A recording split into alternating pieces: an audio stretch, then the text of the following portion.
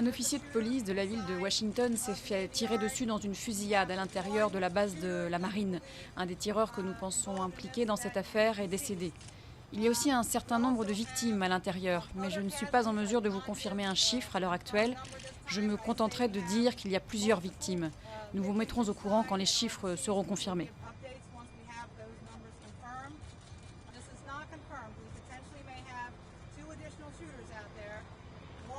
Ceci n'est pas confirmé, mais on a potentiellement 2 autres tireurs impliqués. L'un d'eux est un homme blanc vu pour la dernière fois entre 8h35 et 8h40 ce matin, habillé d'un uniforme kaki à manches courtes avec un béret. Il semble porter un uniforme de la marine. Cet homme blanc a été vu pour la dernière fois vers 8h35 avec une arme de poing.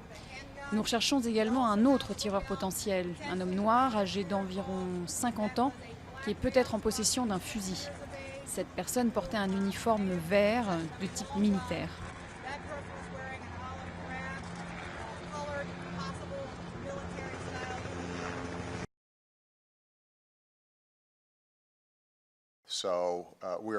Nous faisons face à nouveau à une fusillade de masse. Aujourd'hui, cela a eu lieu sur une installation militaire dans notre capitale nationale.